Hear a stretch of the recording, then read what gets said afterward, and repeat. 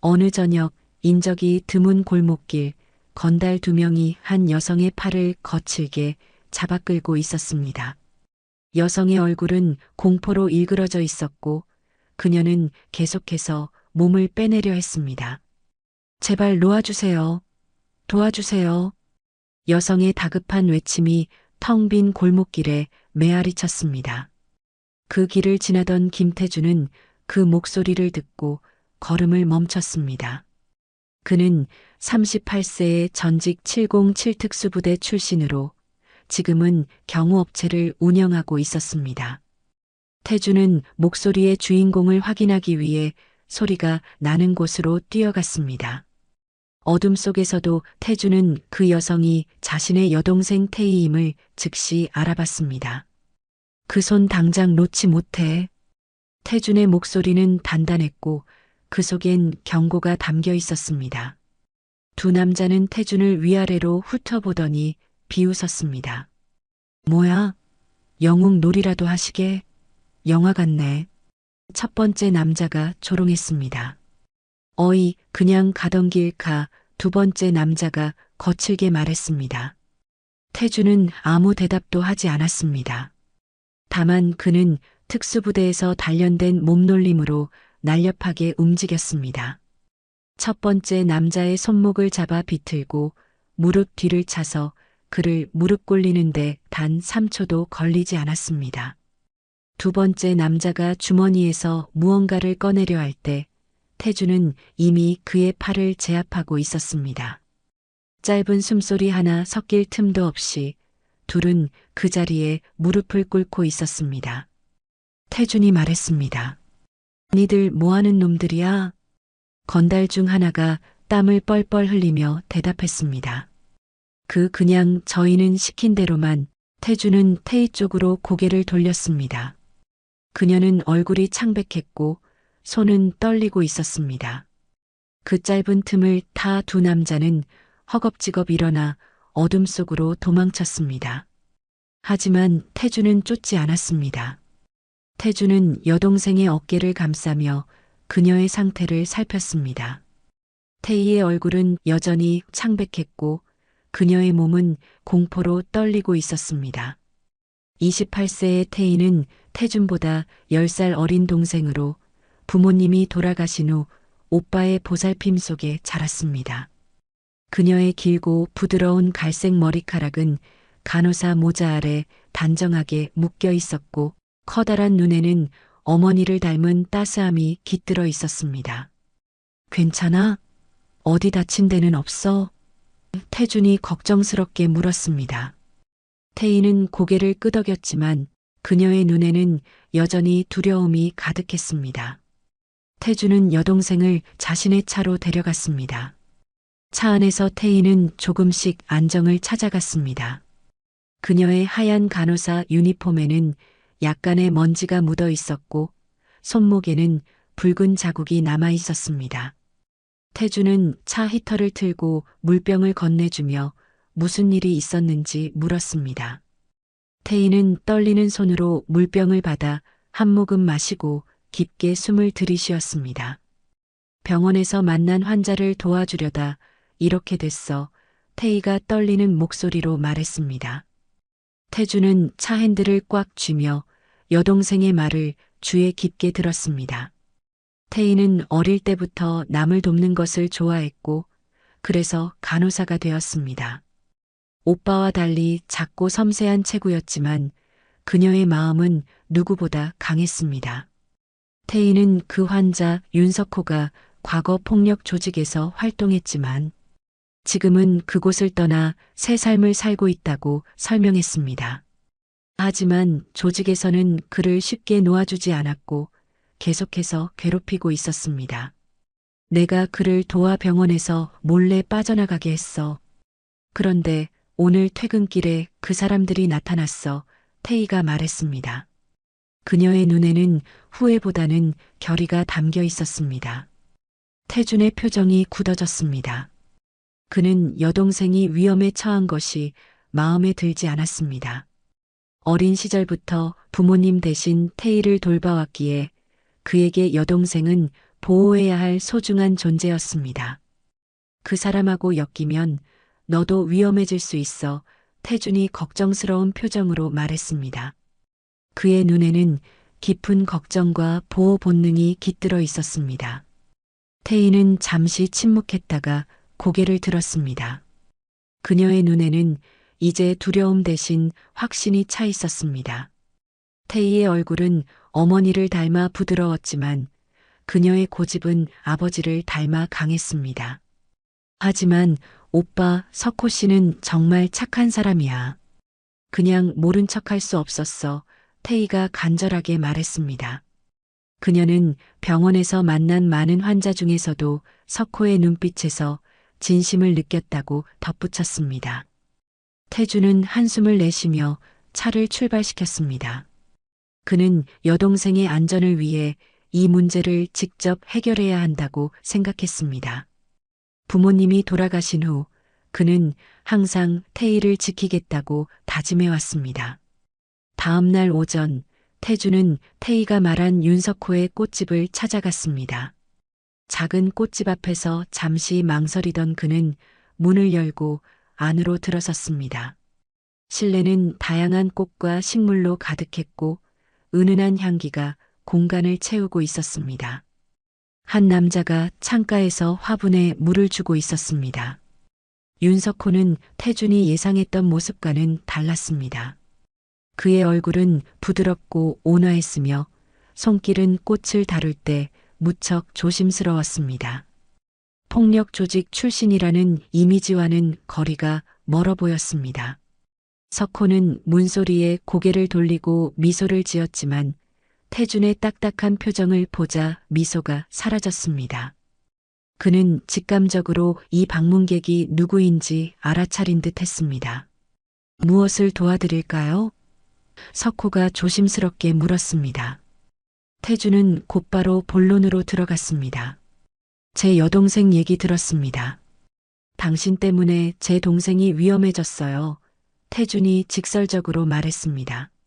석호의 얼굴이 굳어졌고 그의 눈에 죄책감이 스쳤습니다.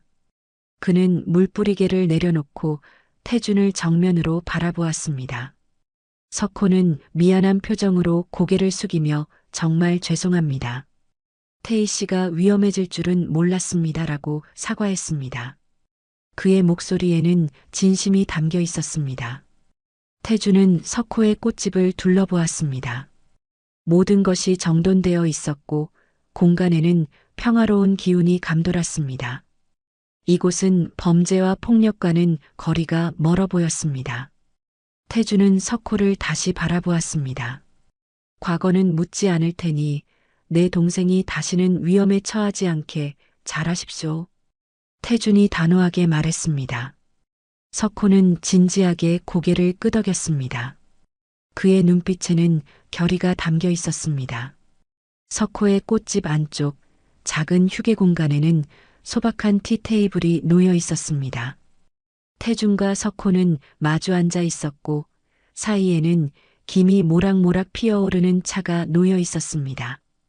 꽃집 특유의 은은한 향기가 공간을 채우고 있었습니다. 태준은 석호를 유심히 관찰했습니다. 그는 30대 초반으로 보였고 얼굴에는 과거의 흔적인 듯한 작은 흉터가 있었지만 그의 눈빛은 맑고 진실되어 보였습니다. 석호는 천천히 차를 한 모금 마시고 입을 열었습니다. 저는 장민석이라는 조직 보스 밑에서 일했습니다. 태준의 표정이 장민석이라는 이름을 듣자 순간 굳어졌습니다. 그의 마음속에는 특수부대 시절의 기억이 물밀듯이 밀려왔습니다. 장민석은 불법 무기 거래상으로 태준의 부대가 오랫동안 추적했던 인물이었습니다. 여러 작전 중에 그의 이름은 자주 언급되었지만 항상 잡히기 직전에 사라졌습니다. 특히 3년 전 태준이 마지막 임무로 참여했던 작전에서 장민석의 거래를 저지하려다 민간인 사상자가 발생했던 일은 그에게 깊은 트라우마로 남아 있었습니다. 태준 씨? 석호의 목소리에 태준은 생각에서 깨어났습니다. 죄송합니다. 계속 말씀하세요. 석호는 태준의 표정 변화를 놓치지 않았지만 더 묻지 않고 이야기를 계속했습니다. 그 세계에서는 충성과 복종만이 살아남는 길이었습니다. 석호는 잠시 말을 멈추고 창밖을 바라보았습니다. 어느 날 경쟁 조직과의 싸움에서 크게 다쳤습니다. 배에 칼을 맞아 출혈이 심했죠.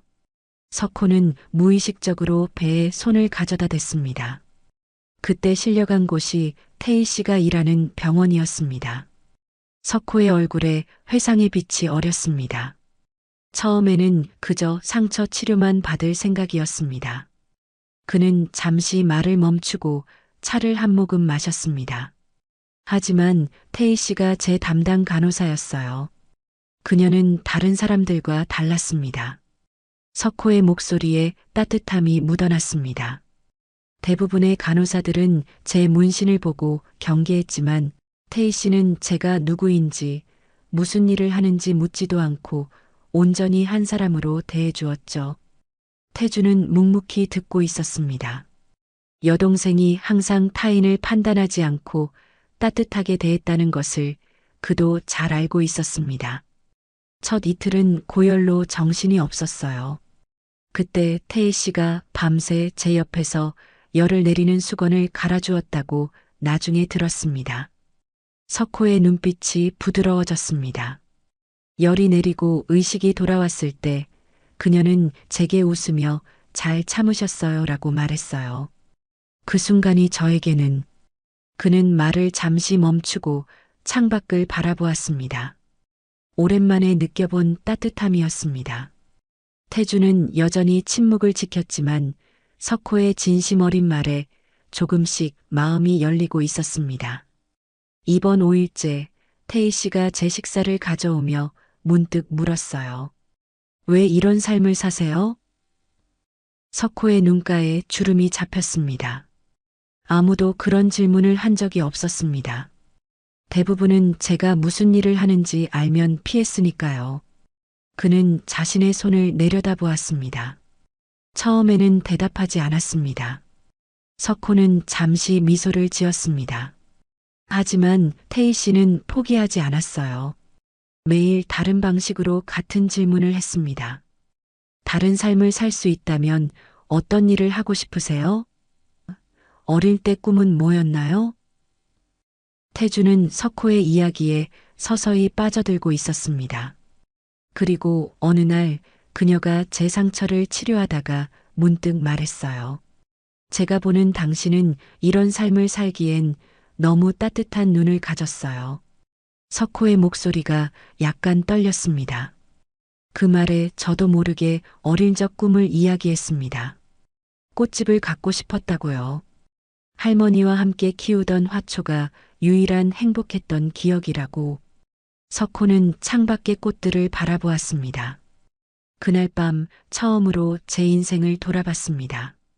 어쩌다 이렇게 살게 되었는지, 정말 이대로 살아야 하는지. 그는 깊은 숨을 내쉬었습니다. 퇴원 전날 태희 씨가 제게 작은 화분을 가져왔어요. 시작해보세요라고 말하며 석호의 눈빛이 선명해졌습니다. 그때 처음으로 제가 좋아하는 마음을 느꼈습니다. 하지만 동시에 두려웠어요. 이런 제가 그녀 같은 사람을 좋아해도 되는지. 석호는 떨리는 손으로 차를 다시 마셨습니다. 그날 저녁 용기를 내어 그녀에게 커피를 마시자고 제안했습니다. 그때 태희 씨가 조용히 말했어요. 그는 잠시 말을 멈추었습니다. 죄송하지만 건달은 싫어요. 석호의 눈에는 그날의 아픔과 결단이 담겨 있었습니다. 그 말이 제 삶을 바꿨습니다. 다음 날 아침 태어나자마자 조직에 연락해서 나가겠다고 했죠. 물론 쉽지 않았지만 그 작은 화분을 보며 버텼습니다. 태주는 석호의 진심 어린 고백에 깊은 인상을 받았습니다. 여동생이 이 남자의 인생을 바꾸었다는 사실, 그리고 그것이 단순한 변명이 아닌 진정한 변화였다는 것을 느낄 수 있었습니다. 태준 씨, 장민석은 쉽게 놓아주는 사람이 아닙니다. 석호의 진지한 목소리에 태주는 다시 현실로 돌아왔습니다. 그가 태희 씨까지 노린다면 그건 모두 저 때문입니다. 제가 책임지겠습니다. 석호의 목소리에는 결연함이 담겨 있었고 그의 눈빛은 더 이상 조직원의 것이 아니었습니다. 함께 해결해보죠. 태준이 마침내 결단을 내렸습니다. 하지만 태희는 이 일에서 멀리 있어야 합니다. 석호는 고개를 끄덕이며 동의했습니다. 당연합니다. 그녀는 이미 충분히 위험에 처했어요. 두 사람은 차를 마저 마시며 앞으로의 계획에 대해 이야기하기 시작했습니다. 밖에서는 봄비가 계속 내리고 있었고 꽃집 안은 새로운 동맹의 시작과 함께 조금씩 따뜻해지고 있었습니다. 도심 외곽 화려한 네온 사인이 빛나는 유흥가 한복판에 자리한 고층 건물 최상층. 조직 보스 장민석의 사무실은 도시를 내려다보는 탁 트인 전망을 자랑했습니다. 벽면을 가득 채운 유리창 너머로 서울의 야경이 펼쳐져 있었고 사무실 내부는 고급스러운 가구와 미술품으로 꾸며져 있었습니다. 장민석은 40대 초반의 나이에도 불구하고 날카로운 눈빛과 단단한 체격을 유지하고 있었습니다. 그의 검은 정장은 맞춤 제작된 것으로 보였고 손목에는 값비싼 시계가 감겨 있었습니다. 창가에 서서 아래 거리를 내려다보며 위스키 잔을 돌리던 그는 노크 소리에 고개를 돌렸습니다. 들어와. 그의 목소리는 낮고 권위적이었습니다. 문이 열리고 검은 정장을 입은 두 명의 부하가 공손히 들어왔습니다. 그들의 표정은 경직되어 있었고 장민석의 눈치를 살피는 듯 했습니다. 보고 드릴 것이 있습니다. 선두에 선 남자가 말했습니다. 장민석은 가볍게 고개를 끄덕이며 그들에게 계속하라는 신호를 보냈습니다. 석호가 꽃집에서 특수부대 출신이라는 남자와 만났습니다. 부하는 태블릿을 꺼내 사진을 보여주었습니다. 석호와 태준이 꽃집에서 대화하는 모습이 담겨 있었습니다. 조사해 본 결과 그 남자는 김태준, 태희의 오빠입니다. 707 특수부대 출신으로 현재는 경호업체를 운영하고 있습니다. 장민석은 사진을 자세히 살펴보았습니다. 그의 표정은 변함없이 차분했지만 눈빛에는 날카로운 계산이 스쳐 지나갔습니다. 석호의 동향은 꽃집 운영에 집중하고 있습니다만 최근 들어 경계를 강화한 듯합니다. 가게 주변에 CCTV도 추가로 설치했고요. 두 번째 부하가 덧붙였습니다. 태희는 병원 근무를 계속하고 있습니다. 석호와는 정기적으로 만나는 것으로 보입니다. 장민석은 위스키를 한 모금 삼키고 잔을 테이블에 내려놓았습니다. 창밖을 바라보던 그의 눈에 냉정한 빛이 깃들었습니다. 석호가 그 여자 때문에 완전히 마음이 약해졌군. 그의 목소리는 감정 없이 차갑게 울렸습니다. 10년간 키워온 인재였는데 한 여자 때문에 모든 것을 버리다니. 장민석은 창가에서 천천히 책상으로 이동했습니다. 그의 발걸음은 고요했지만 사무실 안에는 긴장감이 감돌았습니다. 석호에게 메시지를 보내야겠어. 배신의 대가가 무엇인지 알려줘야지. 그가 책상에 앉아 서류를 들여다보기 시작했을 때 갑자기 문이 다시 열렸습니다. 여비서가 다급한 표정으로 들어왔습니다. 평소라면 허락 없이 들어온 것에 대해 질책을 받았겠지만 여비서의 얼굴에는 심각한 표정이 역력했습니다. 죄송합니다, 사장님. 긴급 상황입니다. 장민석은 여비서를 바라보았습니다. 어머니께서 갑자기 쓰러지셔서 병원에 실려가셨습니다. 그 말을 듣는 순간 장민석의 표정이 순식간에 변했습니다. 그의 냉정한 눈빛 속에 당혹감과 걱정이 스쳤고 강인한 얼굴에 취약함이 드러났습니다. 어디서? 어느 병원? 그의 목소리에는 더 이상 차가움이 없었습니다. 집에서 갑자기 의식을 잃으셨다고 합니다. 지금 성심병원 응급실로 이동 중이십니다. 장민석은 즉시 자리에서 일어났습니다. 그의 손은 약간 떨리고 있었습니다. 모든 일정을 취소해. 그는 재킷을 집어들며 서둘러 사무실을 나섰습니다. 부하들은 당황한 표정으로 그를 바라보았지만 어느 누구도 말을 걸지 못했습니다. 장민석의 차가 건물을 빠져나갈 때 운전석에 앉은 그의 표정은 더 이상 조직의 우두머리가 아닌 어머니를 걱정하는 아들의 모습이었습니다. 차 안에서 장민석은 어머니의 상태를 확인하기 위해 계속해서 전화를 걸었습니다.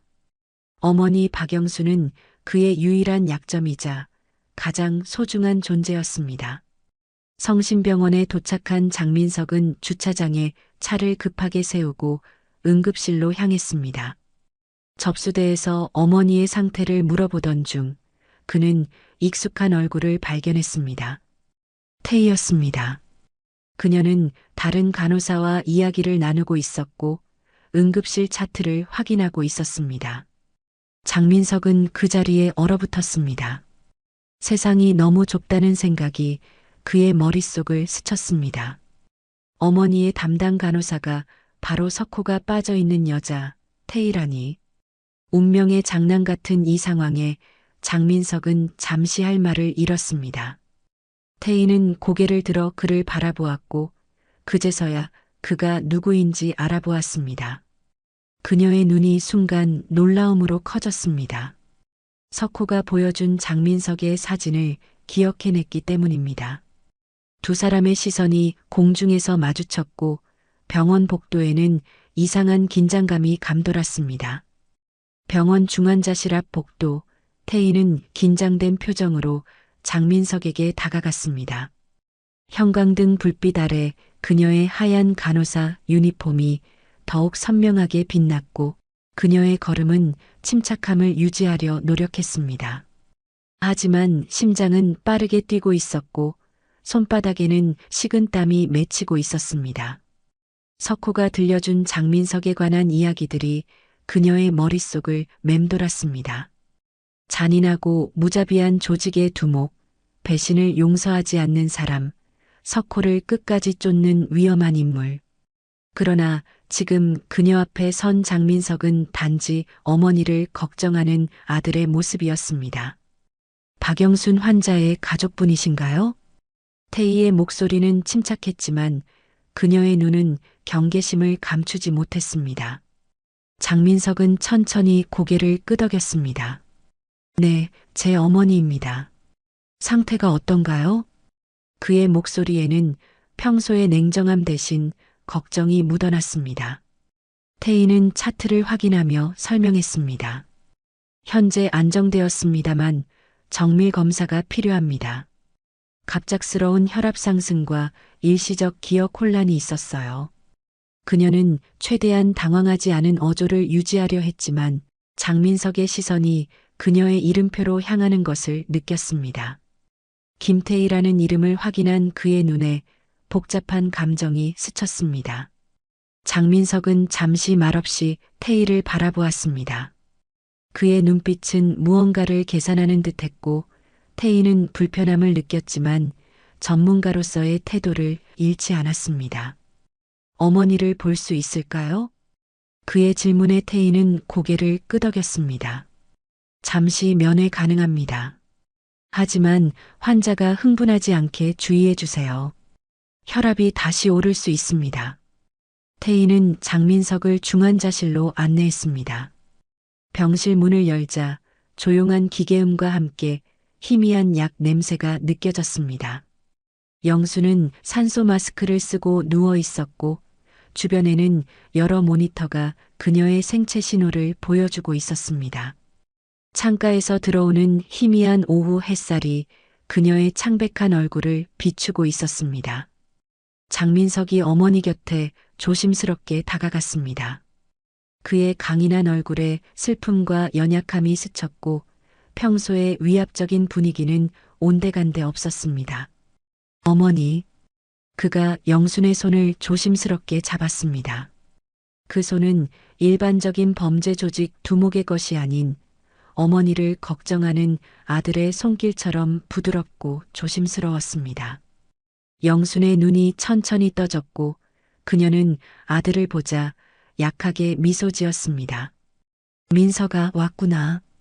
그녀의 목소리는 희미했지만 아들을 보는 눈빛은 따뜻했습니다. 태희는 모니터를 체크하며 조용히 지켜보고 있었습니다. 그때 영순의 시선이 태희에게로 향했고 그녀의 눈빛이 갑자기 변했습니다.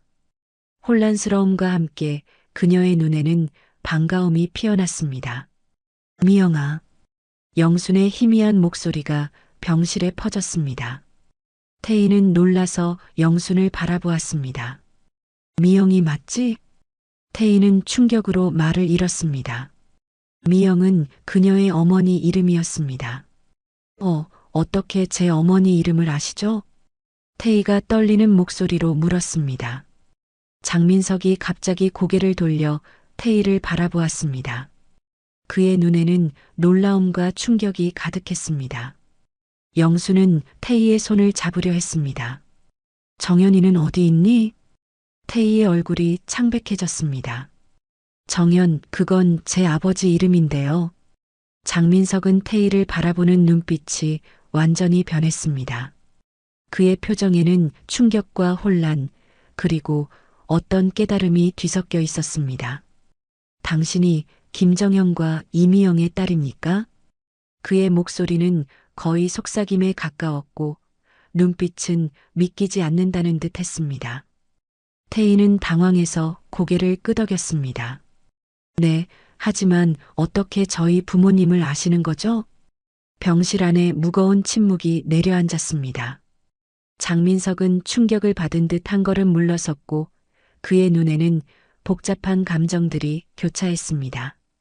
영수는 혼란스러운 표정으로 두 사람을 번갈아 바라보았습니다. 내가 미영이 딸이니? 그 어린 태희. 태희는 고개를 끄덕였고 그녀의 눈에는 눈물이 고였습니다. 그럼 태준도.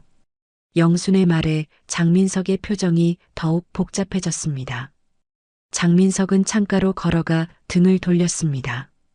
그의 어깨가 약간 떨리는 것이 보였고 그는 깊은 숨을 들이쉬는 것 같았습니다. 태희는 혼란스러웠지만 영순의 상태가 걱정되어 모니터를 확인했습니다. 환자분, 안정을 취하셔야 해요. 혈압이 다시 올라가고 있어요. 태희가 전문적인 태도로 말했지만 그녀의 목소리에는 감정이 배어 있었습니다. 장민석이 다시 돌아와 어머니 곁에 앉았습니다. 그의 얼굴은 창백했고 태희를 바라보는 눈빛은 이전과 완전히 달라져 있었습니다. 괜찮으세요? 당신도 충격받은 것 같은데. 태희가 조심스럽게 물었고 장민석은 고개만 살짝 끄덕였습니다. 태희는 고개를 끄덕였고 영순의 상태를 체크한 후 조용히 병실을 나섰습니다. 복도에 서서 그녀는 깊은 숨을 들이마셨습니다.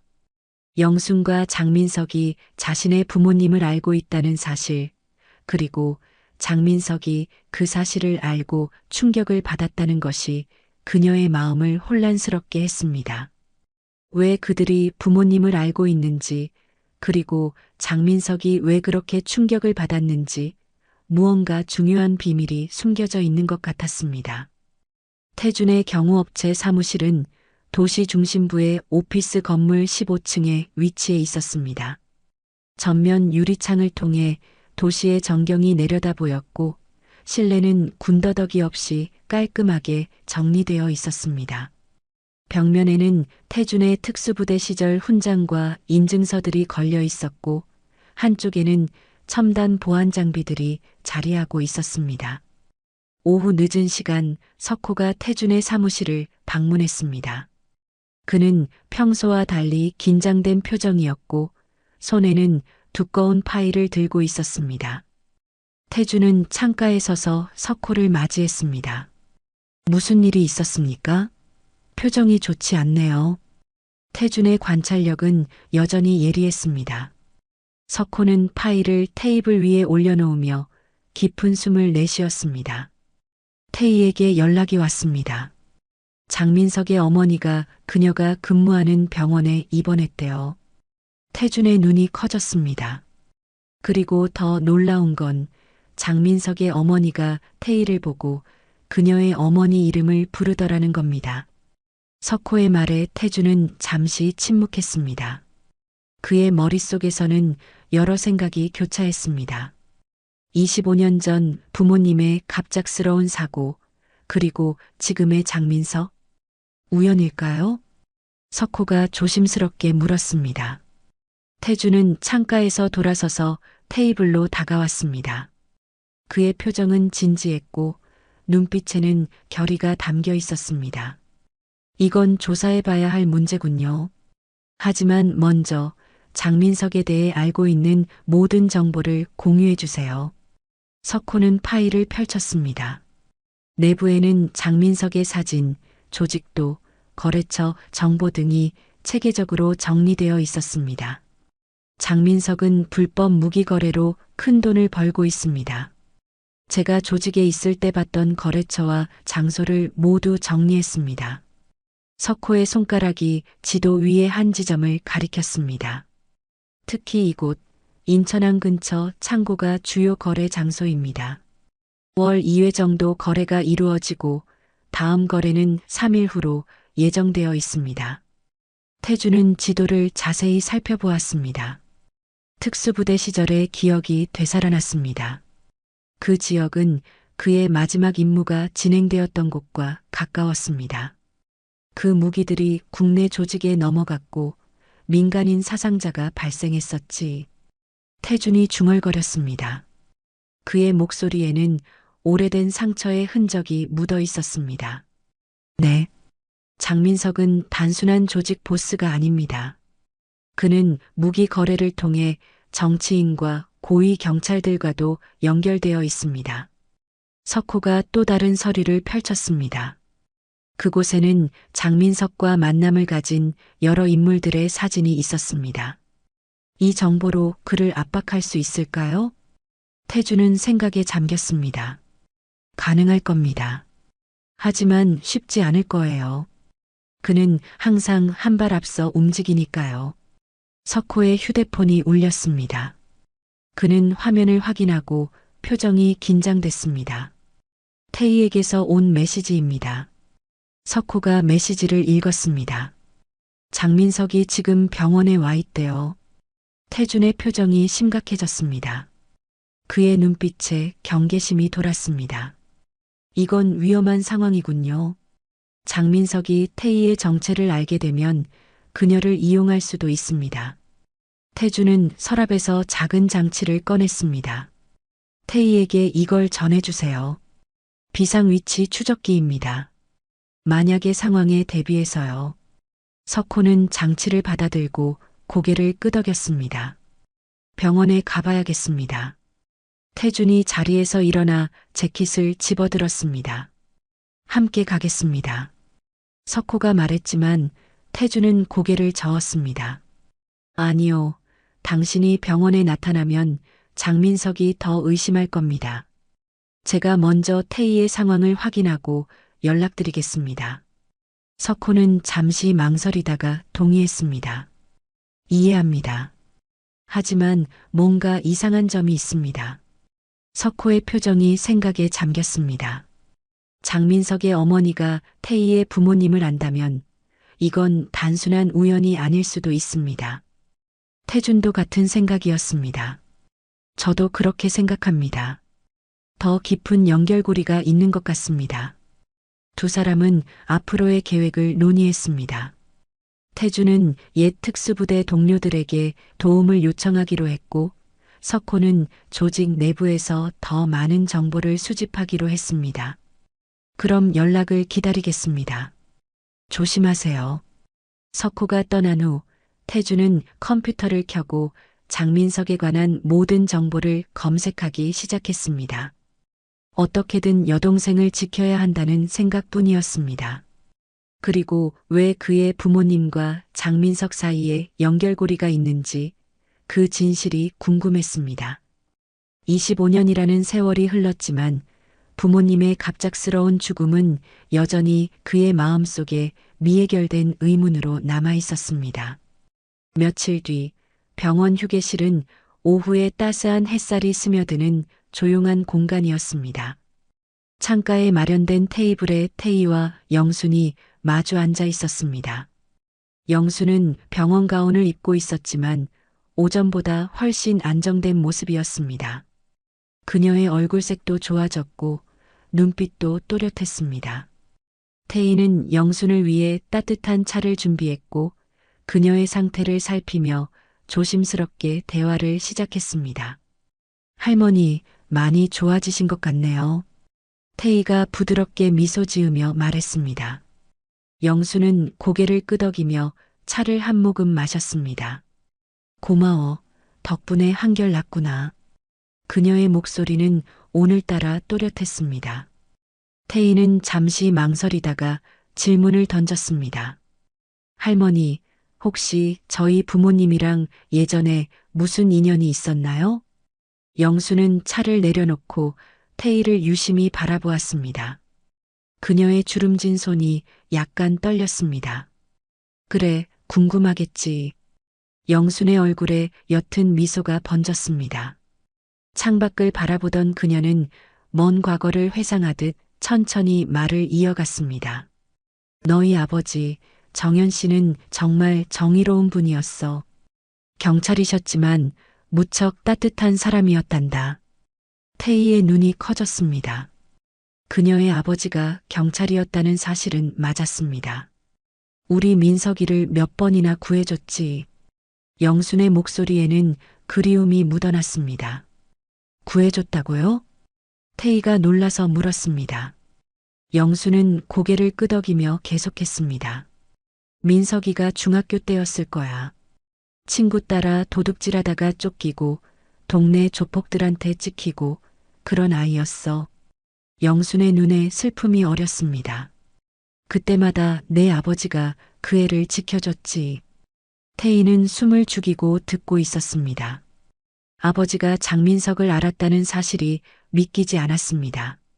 민석인 너희 아빠를 거의 친아빠처럼 따랐단다. 영순의 눈에 눈물이 맺혔습니다. 우리는 가난했고 민석이 아버지는 술주정뱅이였으니까 너희 부모님은 우리에게 천사 같은 존재였어. 태희는 가슴이 뭉클해졌습니다. 부모님의 또 다른 모습을 듣는 것은 감동적이었습니다. 그런데 영순의 표정이 갑자기 어두워졌고 그녀의 주름진 손이 차잔을 꽉 쥐었습니다.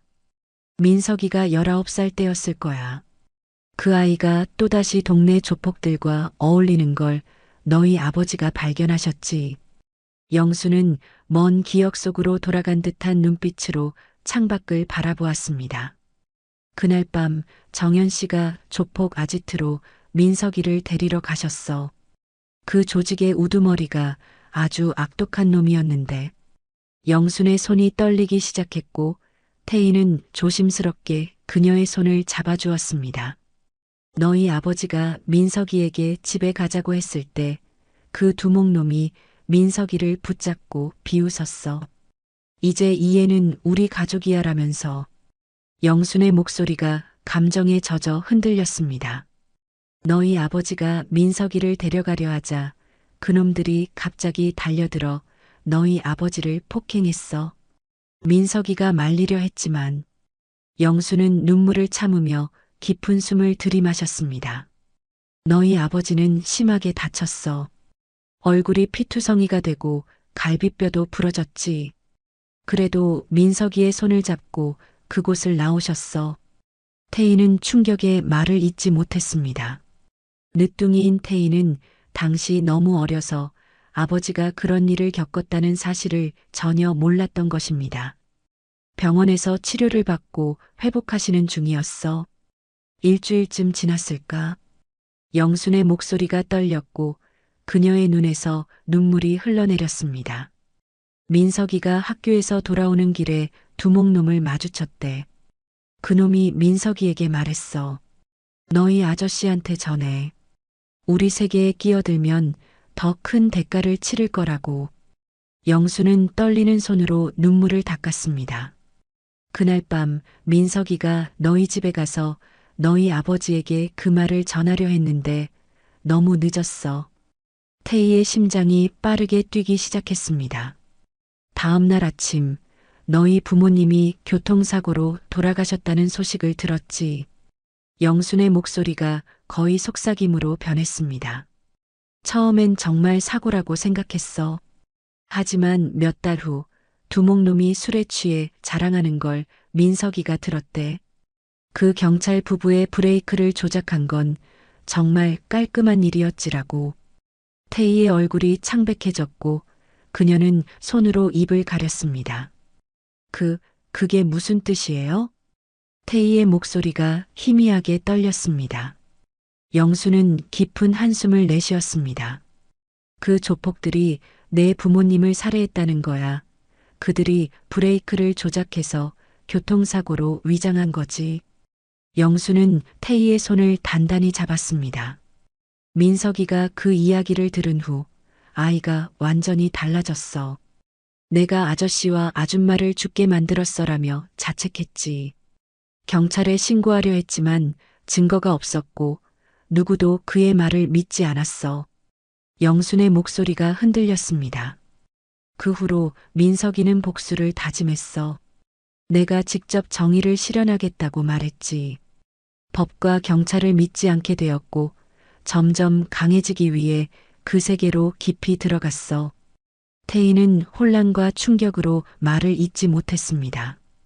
부모님의 죽음이 단순한 사고가 아니라 의도적인 살인이었다는 사실이 그녀의 세계를 뒤흔들었습니다.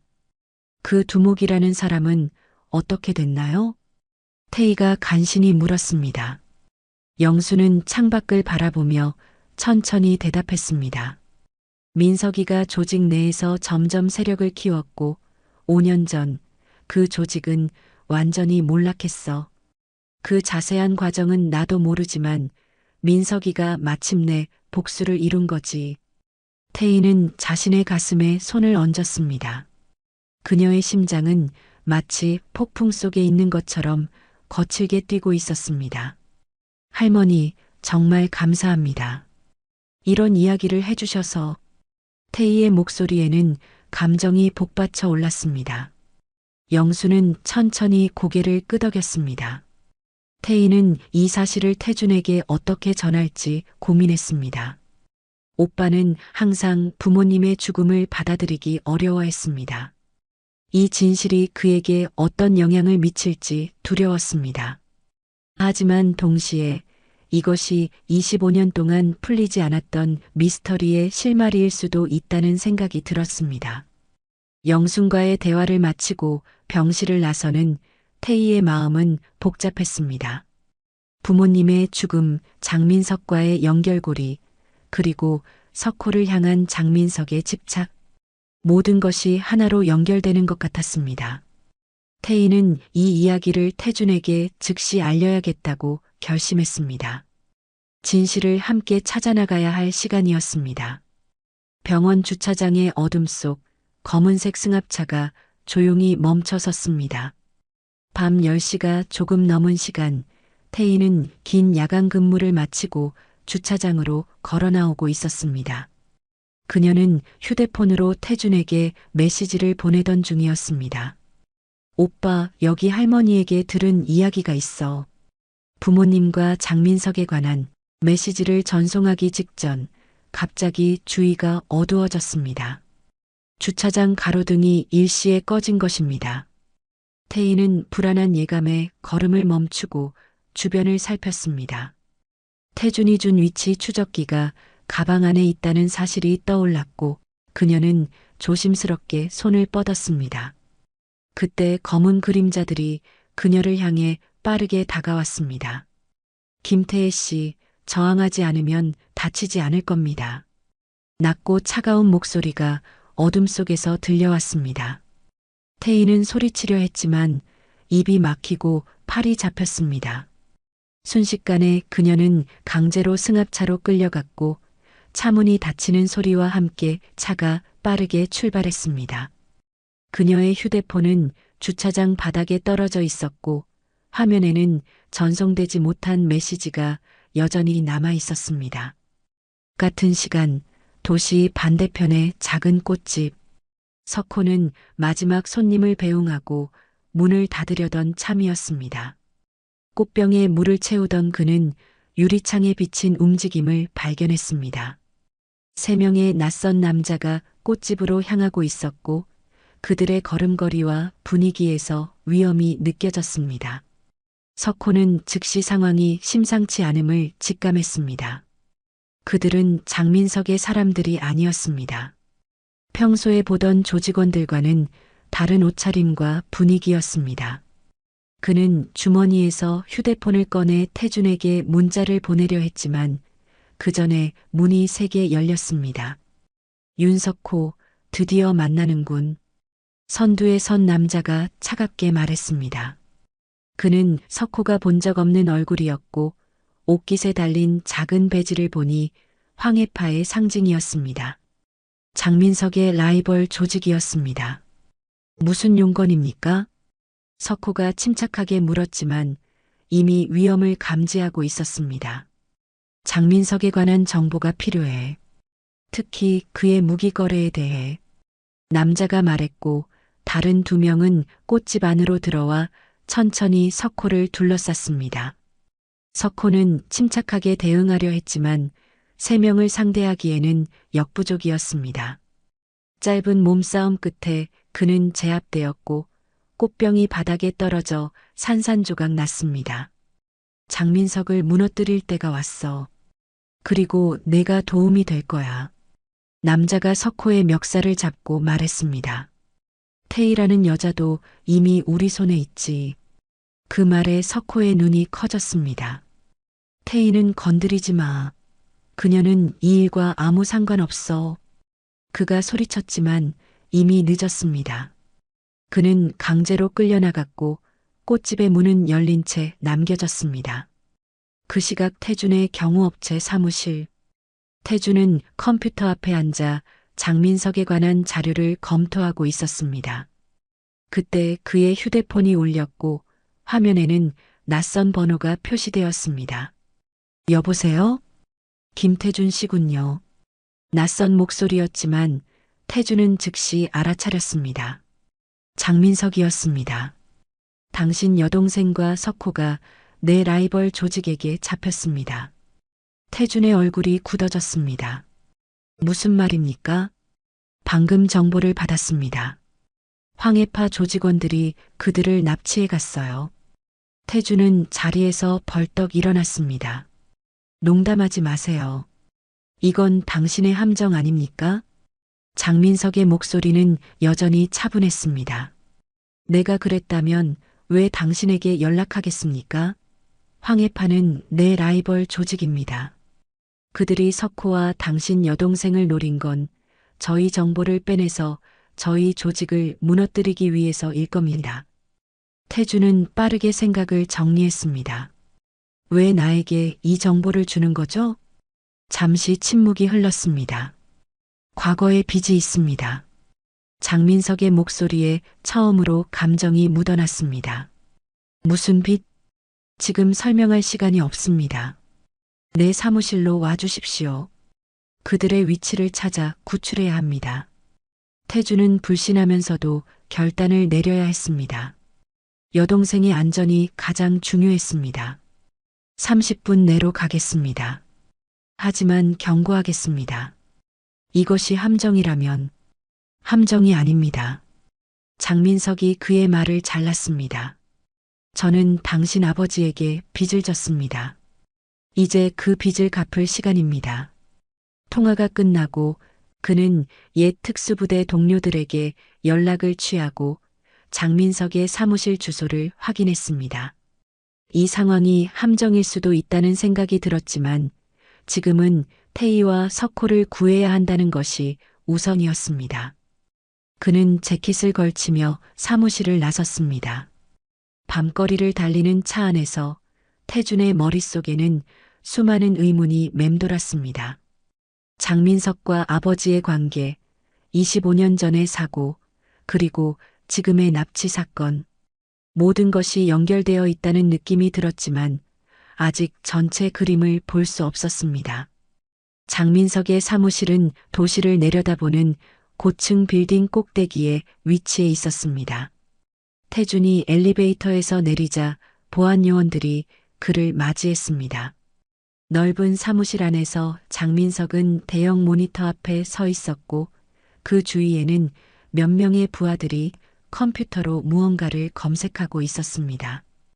태준이 들어서자 장민석이 고개를 돌렸습니다. 두 남자의 시선이 마주쳤고 공간에는 팽팽한 긴장감이 감돌았습니다. 김태준 씨, 시간 맞춰 와주셔서 감사합니다. 장민석의 목소리는 차분했지만 그의 눈빛에는 복잡한 감정이 서려 있었습니다. 태준은 주변을 빠르게 살폈습니다. 특수부대 출신답게 그는 즉시 출구와 위험 요소들을 파악했습니다. 바로 본론으로 들어갑시다. 내 여동생과 석호는 어디 있습니까? 장민석은 모니터를 가리켰습니다.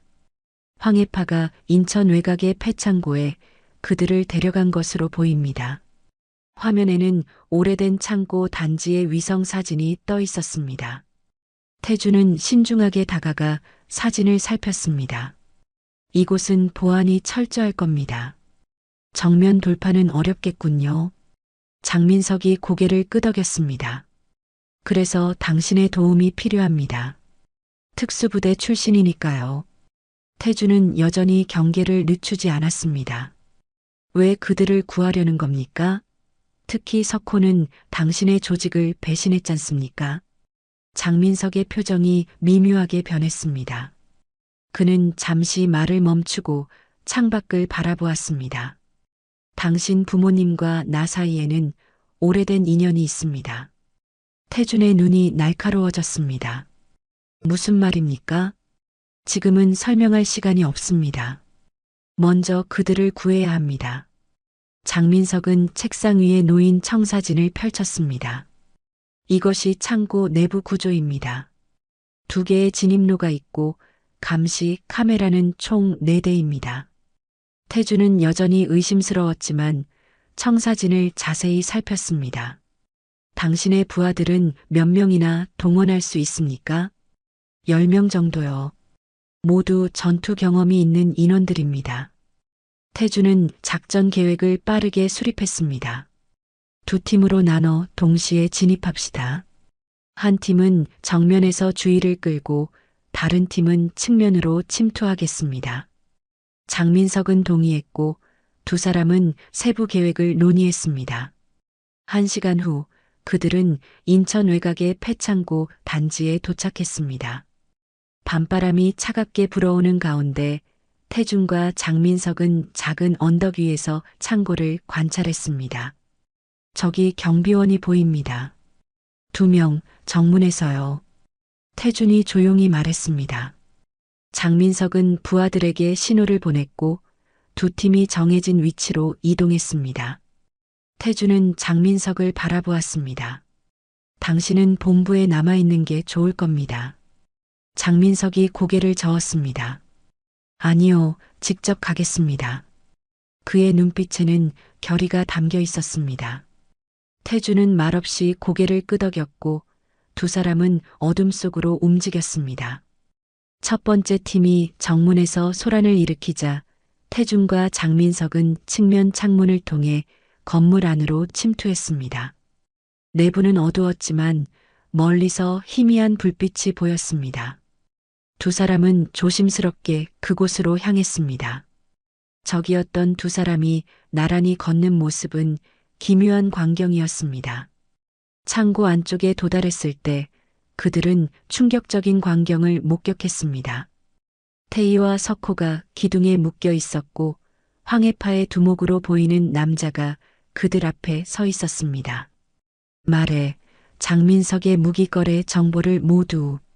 두목이 석호에게 소리쳤고 석호는 묵묵히 고개를 저었습니다. 태희의 얼굴에는 공포가 서려 있었지만 그녀도 침착함을 유지하려 애쓰고 있었습니다. 태주는 장민석에게 눈짓했습니다.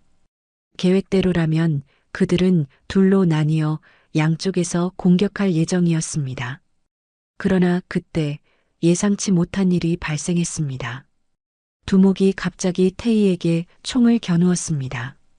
3초 안에 말하지 않으면 이 여자부터 처리하겠다. 그 순간 장민석의 눈빛이 변했습니다. 태준이 제지하기도 전에 그는 은신처에서 뛰쳐나왔습니다. 그녀에게서 총을 내려. 장민석의 외침에 모두의 시선이 그에게 향했습니다. 두목이 놀라 태희에게서 총구를 돌려 장민석을 향해 겨눴습니다. 태주는 순간적으로 행동했습니다. 그는 어둠 속에서 빠르게 움직여 경비원 둘을 제압하고 석호와 태희 쪽으로 다가갔습니다. 그러나 모든 일이 너무 빨리 일어났습니다. 두목이 방아쇠를 당기는 순간 장민석이 재빨리 움직여 태희 앞으로 몸을 날렸습니다.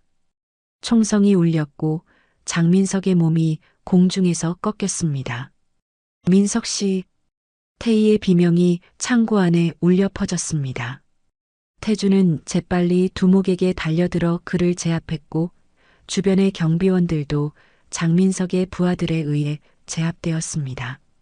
태희와 석호는 풀려났고 태주는 급히 장민석에게 다가갔습니다. 그는 바닥에 쓰러져 있었고 팔에서는 피가 흘러나오고 있었습니다. 구급차, 빨리 구급차를 불러. 태희가 간호사의 본능으로 외쳤고 석호는 재빨리 전화를 걸었습니다. 태희는 장민석의 상처를 살피며 응급처치를 시작했고 태주는 그의 상태를 확인했습니다. 버텨요, 장민석.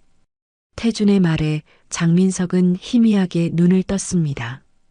피를 흘리면서도 그는 고통스럽게 미소를 지었습니다. 당신 부모님이 내 목숨을 구했는데 내가 그들의 딸을 어떻게 다치게 할 수 있겠습니까? 그의 목소리는 희미했지만 모두가 들을 수 있었습니다. 태준의 표정이 복잡하게 변했고 태희의 눈에는 눈물이 고였습니다. 장민석의 말은 많은 의문을 남겼지만 지금은 그의 생명을 구하는 것이 우선이었습니다. 멀리서 구급차 사이렌 소리가 들려오기 시작했습니다. 병원 중환자실, 수술을 마친 장민석이 의식을 회복하고 누워 있었습니다. 창밖에 흐린 빛이 스며들고 있었고 이른 아침의 차분한 공기가 병실을 감싸고 있었습니다. 모니터에서는 규칙적인 심장 박동 소리가 울리고 있었고 산소 마스크를 통해 그의 호흡이 이어지고 있었습니다. 의자에 앉은 태주는 말없이 그를 바라보고 있었습니다. 그의 얼굴에는 피로와 혼란 그리고 복잡한 감정이 교차하고 있었습니다. 창고에서의 구출 작전 이후 장민석은 즉시 수술을 받았고 다행히 생명에는 지장이 없었습니다. 태희와 석호는 병원 카페테리아에서 잠시 휴식을 취하고 있었고 태주는 장민석이 깨어나길 기다리고 있었습니다. 그는 지난 밤의 일들을 돌이켜보았습니다. 장민석이 태희를 위해 목숨을 걸고 뛰어든 순간 그의 말들 그리고 지금까지 알려지지 않았던 부모님과의 연결고리 모든 것이 혼란스러웠습니다. 조용한 신음소리와 함께 장민석이 눈을 떴습니다. 그는 천천히 주변을 살피다가 태준을 발견했고 약하게 미소를 지었습니다. 살아있군요. 태준이 담담하게 말했습니다. 민석은 산소 마스크를 조금 옆으로 밀고 힘겹게 입을 열었습니다. 당신 아버님, 그분은 나한텐 아버지 같은 분이셨어요. 날 믿어준 첫 번째 어른이었고 내게 사람이 될 기회를 주신 분이었죠. 그의 목소리는 약했지만 또렷했습니다. 태주는 조용히 고개를 끄덕였습니다. 혹시 저희 부모님의 죽음에 대해 알고 계신 것이 있습니까? 태준의 질문에는 25년 동안 가슴속에 묻어두었던 슬픔과 분노가 묻어 있었습니다.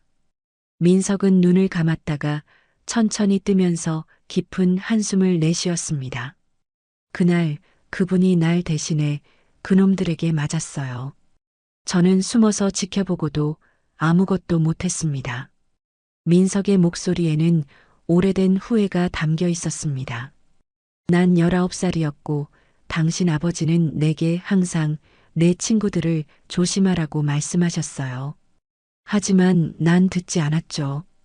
그는 잠시 말을 멈추고 숨을 고르며 계속했습니다.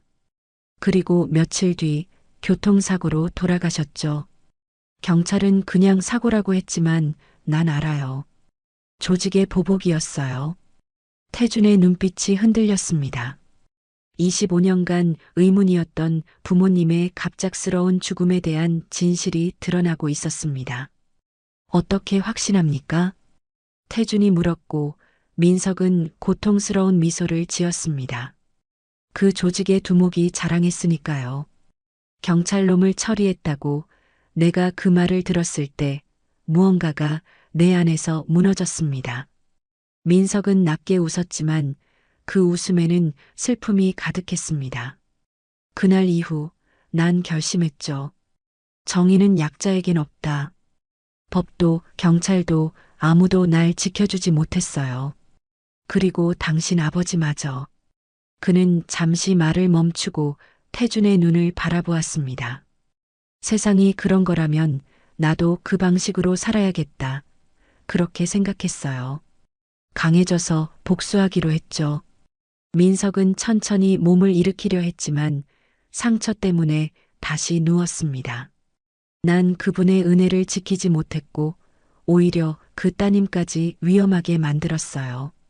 그의 목소리에는 깊은 후회가 묻어 있었습니다. 하지만 그녀를 보며 생각났습니다. 그분의 눈빛을, 따뜻한 말투를, 저는 그걸 다 잊고 살았더라고요. 태주는 복잡한 감정에 휩싸였습니다. 장민석의 이야기는 그가 알고 있던 부모님의 모습과 일치했습니다. 아버지는 항상 공경에 처한 사람들을 돕곤 했고 어머니도 마찬가지였습니다. 그래서 태희를 위해 목숨을 걸었군요. 태준이 말했고 민석은 고개를 끄덕였습니다. 그건 당연한 일이었어요. 적어도 그분의 자녀만큼은 지켜야 했으니까요. 민석의 눈가에 눈물이 맺혔고 그는 천천히 손을 들어 닦아냈습니다. 지난 25년 동안 전 원수를 갚기 위해 살았다고 생각했어요. 그들을 전부 몰락시켰죠. 하지만 그는 잠시 숨을 고르고 계속했습니다. 그 과정에서 나 자신도 그들과 다를 바 없는 사람이 되었어요. 당신 아버지가 원하셨던 삶과는 정반대로요. 태주는 장민석의 이야기를 들으며 분노와 슬픔 그리고 이상하게도 이해라는 감정이 교차했습니다. 그의 내면에서는 복수심과 용서 사이에서 갈등이 일어났습니다.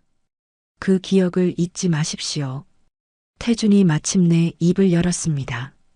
아버지가 가장 원하셨던 건 당신이 이렇게 살아가는 게 아니었을 겁니다. 그의 말에 민석의 눈에서 눈물이 흘러내렸습니다. 알아요. 이제야 알게 되었어요. 태주는 말없이 일어섰습니다. 그의 마음속에는 여전히 혼란이 있었지만 조금씩 정리되고 있었습니다. 부모님의 죽음에 대한 진실을 알게 된 것은 고통스러웠지만 동시에 그것은 25년 동안 풀리지 않았던 의문에 대한 답이기도 했습니다. 석호와 태희는 괜찮습니까? 민석이 물었고 태주는 고개를 끄덕였습니다. 네, 다행히 두 사람 모두 무사합니다. 민석은 안도의 한숨을 내쉬었습니다. 다행이군요. 그들은 좋은 사람들입니다. 특히 석호는 내가 망쳐놓을 뻔한 사람이지만 결국 스스로 올바른 길을 선택했죠. 그의 말에는 진실된 후회와 존경이 담겨 있었습니다. 태주는 잠시 생각에 잠겼다가 문 쪽으로 향했습니다. 휴식을 취하세요. 더 이야기할 시간은 많을 겁니다. 그가 병실을 나서려는 순간 민석이 다시 말했습니다. 태준 씨, 용서를 구하지는 않겠습니다. 하지만 알아주셨으면 합니다. 당신 부모님이 내게 어떤 분들이었는지를. 태준은 잠시 멈춰서서 고개를 돌리지 않은 채 대답했습니다. 알겠습니다. 그리고 그는 조용히 병실을 나섰습니다. 따스한 봄 햇살이 내리쬐는 오후, 영순의 집 뒤뜰 정원은 형형색색의 꽃들로 가득했습니다. 벚꽃 나무 아래 마련된 테이블에는 차와 다과가 준비되어 있었고 그 주위에 태준, 태희, 석호, 그리고 장민석이 함께 앉아 있었습니다. 사건이 있은 지 한 달이 지난 시점이었습니다. 장민석의 부상은 많이 회복되었고 그는 이제 지팡이의 도움을 받아 걸을 수 있었습니다. 영수는 정원 한 구석에서 꽃을 가꾸고 있었고 그녀의 얼굴에는 오랜만에 평온함이 깃들어 있었습니다. 봄바람이 부드럽게 불어오며 꽃잎을 흩날렸고 테이블 주위로는 편안한 침묵이 감돌았습니다. 어머니가 오랜만에 밝은 모습이네요. 장민석이 영순을 바라보며 말했습니다. 석호는 고개를 끄덕이며 미소 지었습니다. 꽃이 피는 계절은 언제나 희망을 주는 것 같아요. 태희는 차를 따르며 그들을 바라보았습니다. 한 달 전까지만 해도 서로 적대적이었던 이들이 같은 테이블에 앉아 있다는 사실이 아직도 믿기지 않았습니다. 장민석 씨, 앞으로의 계획은 어떻게 되나요? 태준이 물었습니다. 그의 목소리에는 더 이상 냉정함이 없었고 대신 조용한 호기심이 담겨 있었습니다. 장민석은 차를 한 모금 마시고 천천히 대답했습니다. 조직을 완전히 떠났습니다. 모든 불법 거래선을 끊었고 이제 어머니를 모시며 합법적인 사업을 시작할 계획입니다. 그는 잠시 태준을 바라보았습니다. 약속대로 모든 정보를 당국에 제공했고 그 대가로 가명과 새 출발을 약속받았습니다. 태준은 고개를 끄덕였습니다. 그는 장민석의 과거 범죄에 대한 모든 정보를 당국에 넘기는 대신 새 출발을 조건으로 내세웠던 것입니다. 실은 어릴 적 꿈이 가구 제작자였습니다. 장민석이 살짝 웃으며 말했습니다. 당신 아버지가 처음으로 나무를 다루는 법을 가르쳐 주셨죠. 작은 목공소를 열 계획입니다. 그의 말에 테이블 주위에는 잠깐의 놀라움이 감돌았고 이내 미소가 번졌습니다. 태희는 석호의 손을 살며시 잡았습니다. 두 사람은 지난 한 달 동안 더욱 가까워졌고 그들의 눈빛에는 서로에 대한 깊은 애정이 담겨 있었습니다. 태준 씨는요? 앞으로 어떤 계획이 있으신가요? 석호가 물었습니다. 태준은 하늘을 바라보다 답했습니다. 경호업체는 계속 운영할 겁니다. 하지만 어쩌면 사회봉사활동도 시작할까 합니다. 위기 청소년들을 위한 멘토링 같은 일이요. 그의 말에 태희가 환하게 웃었습니다. 오빠, 그거 정말 좋은 생각이야. 부모님도 분명 기뻐하실 거야. 태희의 말에 테이블 주위의 분위기가 잠시 숙연해졌습니다. 하지만 그것은 슬픔이 아닌 추억과 존경이 담긴 침묵이었습니다. 부모님이 살아계셨다면 용서하라고 하셨을 거예요. 태희가 조용히 말했습니다. 태준은 깊은 숨을 내쉬며 장민석을 바라보았습니다. 미움을 간직하는 것보다 용서하는 게 더 어렵지만 그게 우리 부모님이 원하셨을 삶의 방식이지. 그의 말에 장민석의 눈에 눈물이 고였습니다. 감사합니다. 정말 감사합니다. 그의 목소리는 떨렸지만 그 안에는 깊은 안도감과 감사함이 담겨 있었습니다. 석호는 태희의 손을 조심스럽게 잡으며 그녀를 바라보았습니다. 그의 눈빛에는 사랑과 희망 그리고 약간의 두려움이 담겨 있었습니다. 태희 씨, 이런 질문이 적절할지 모르겠지만 그는 잠시 말을 멈추고 용기를 내어 계속했습니다. 새로운 시작을 함께 할 수 있을까요? 태희의 눈이 반짝였고 그녀는 따뜻한 미소로 답했습니다. 네, 함께해요. 석호의 얼굴에 환한 미소가 번졌고 태준도 조용히 미소 지었습니다. 영순이 꽃바구니를 들고 그들에게 다가왔습니다.